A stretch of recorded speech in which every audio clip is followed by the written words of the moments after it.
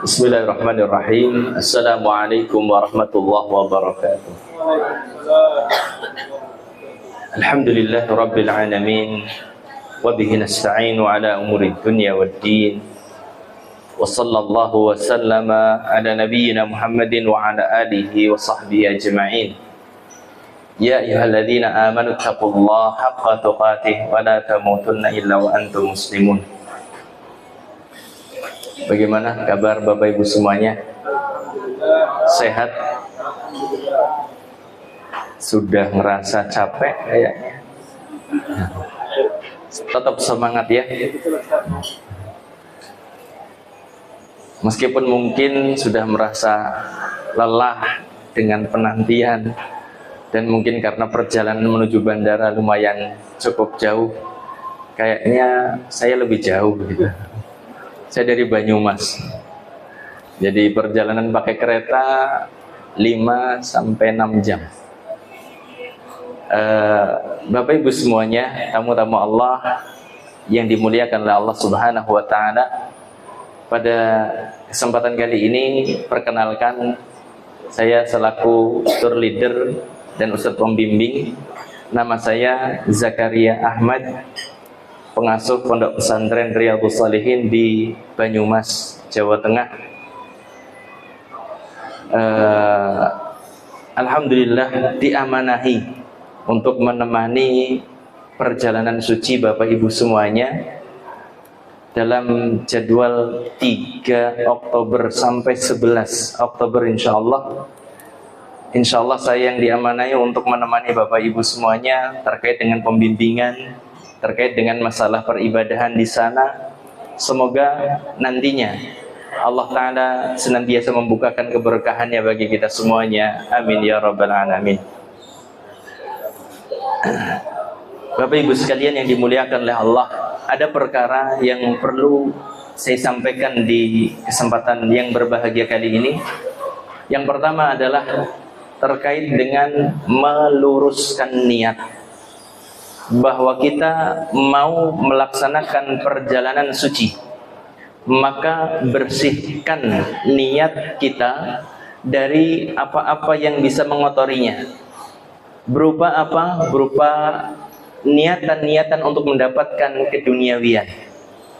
Ketika kita melangkahkan kaki menuju tanah suci, ingat bahwa kita ingin mendekat kepada Allah Subhanahu wa Ta'ala. Latihan meninggalkan sejenak kesibukan-kesibukan kita terkait dengan dunia kita. Jangan malah ke tanah suci nyari dunia lagi gitu.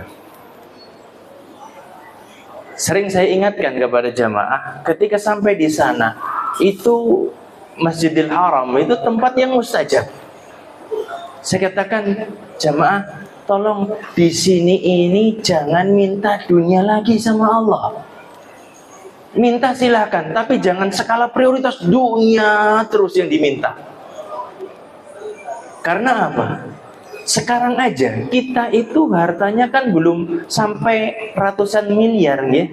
Ada belum sampai ratusan miliar. Kita majelis taklim itu kalau sempat gitu, belum hartanya ratusan miliar.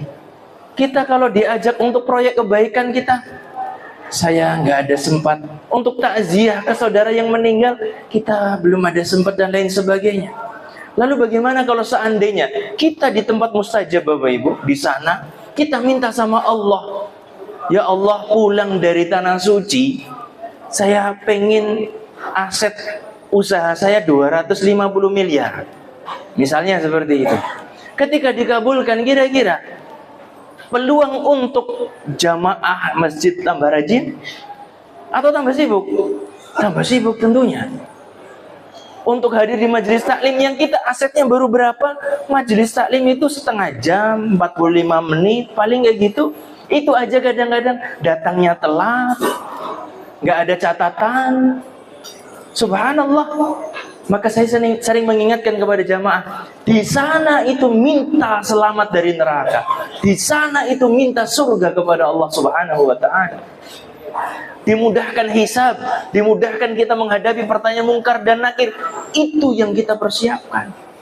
Ketika kita menjejakkan kaki di tanah suci, niatkan seperti itu. Jangan sampai pikirannya jabatan, pangkat, usaha, mengembangkan cabang usaha terus seperti itu. Silahkan, tetapi itu cuma jadi wasilah. Kalau dari sana pulang ke tanah air, tambah sukses usahanya, tambah mantap untuk bisa berbagi dengan sesama.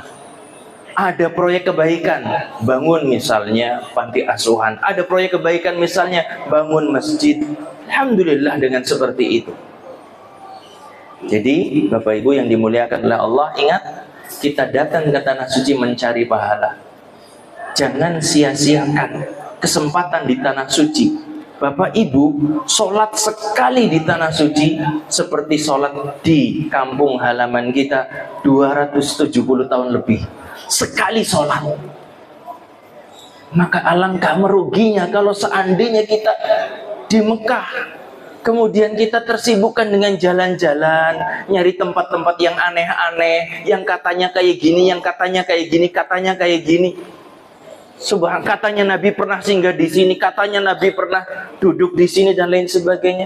Maka tolong perhatikan sholat jamaah kita di sana. Benar-benar kita itu perlu skala prioritas dalam ibadah kepada Allah, perlu skala prioritas. Jangan sampai kita mau kalau orang Jawa ngaboti, ada yang orang Jawa ada orang Jawa ngaboti itu, kalau bahasa Indonesianya apa?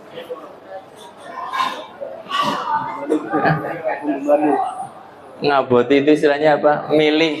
Milih jalan-jalan ketimbang sholat berjamaah di Masjidil Haram. Rugi, bener-bener rugi.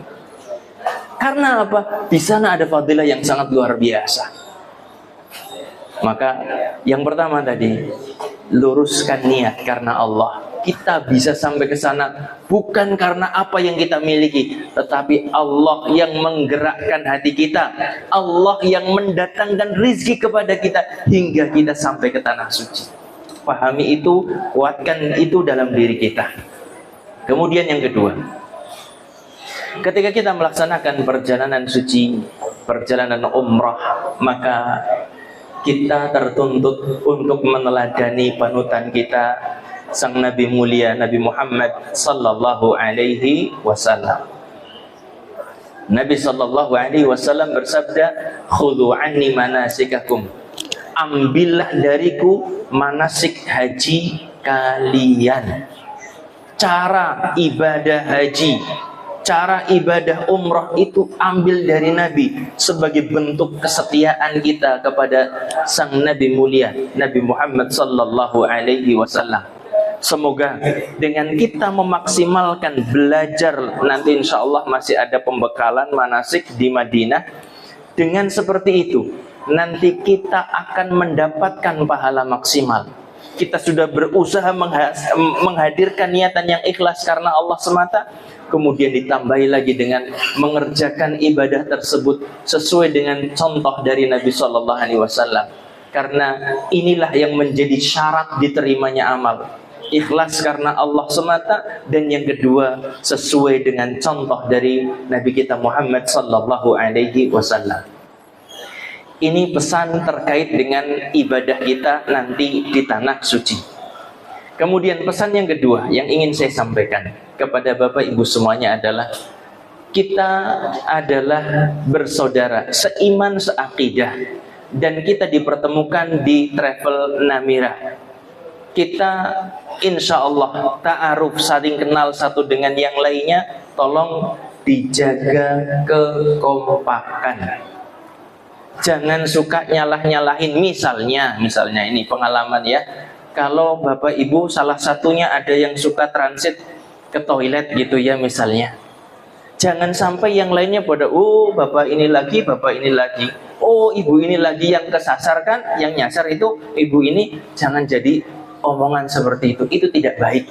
Jaga kekompakan, jaga perasaan dari saudara-saudara kita, jaga lisan kita agar tidak menyakiti hati saudara-saudara kita. Jaga perbuatan kita. Kedipan mata kadang-kadang begitu menyakitkan hati kita. Maka tolong dijaga kedipan mata. Gerakan tangan, gerakan kaki juga harus dijaga. Jangan sampai di dalam perjalanan suci kita pengen dapat pahala maksimal, ternyata malah berguguran. Karena apa? Ucapan kita, karena kelakuan kita terhadap saudara-saudara kita yang lain. Jaga kekompakan. Nanti akan ada ustadz yang membantu untuk pembimbingan, yaitu Ustadz Aswan kalau tidak salah namanya tadi, yang sudah mengenalkan diri di grup. Insya Allah yang akan nanti membersamai kita selama di Tanah Suci di Mekah dan juga di Madinah. Insya Allah akan menjadi sebab nantinya kita bisa kompak dalam melaksanakan kegiatan, dalam melaksanakan berjamaah, city tour dan lain sebagainya. Biidznillah ta'ala seperti itu.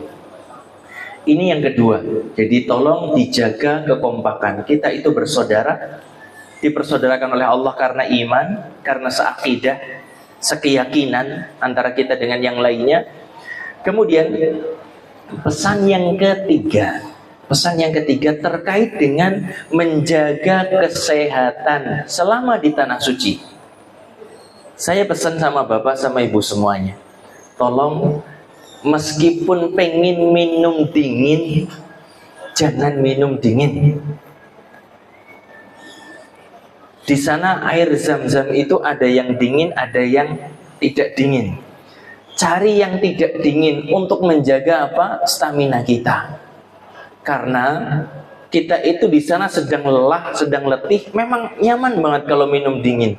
Tetapi biasanya ambruk beberapa hari setelahnya. Ambruk, badannya ngedrop. Biasanya seperti itu yang saya dapati. Jadi tolong perhatikan, kalau Bapak Ibu mau minum, cari nanti galon-galon air Zam-Zam itu di sana yang tulisannya not cold. Cari yang tulisannya apa tadi? Not cold. Cari yang tidak dingin. Tujuannya sekali lagi untuk menjaga tubuh kita tetap fit. Karena berulang kali saya perhatikan ketika di hotel prasmanan minumannya dingin, kemudian pas ke masjid dingin, jamaah itu biasanya yang diminta obat radang, obat flu dan pilek batuk. Hampir semuanya. Obat-obat yang lain biasanya kalau saya bawa itu ya tersisa, tetapi kalau radang, batuk, pilek habis. Biasanya seperti itu. Ini berpengaruh banget, bener. Kalau di hotel makan gitu ya, minum cari yang hangat, minum air panas ditambahi dengan air yang biasa, seperti itu. Insya Allah itu akan sangat membantu fisik kita untuk bisa bertahan. Karena apa? Di perjalanan itu kan kita lagi bener-bener berusaha maksimal ibadah lagi, sehingga kecapean itu bener-bener. Kalau ditambah dengan air dingin tadi, biasanya sering yang ambruk. Kita dapati seperti itu. Mungkin itu saja Bapak Ibu sekalian yang dimuliakan oleh Allah. Pesan dari saya ada 3 pesan terkait dengan ibadah, terkait dengan muamalah kebersamaan. Kemudian yang ketiga terkait dengan kesehatan.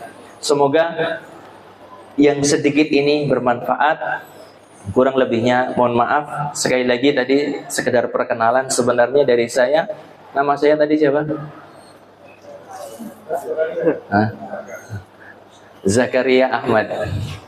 Kalau mau buka di Yufid TV, Yufid Usman TV, di Niaga TV insya Allah ada. Jadi silahkan mungkin melihat beberapa kajian saya, insya Allah banyak di sana juga. Terima kasih.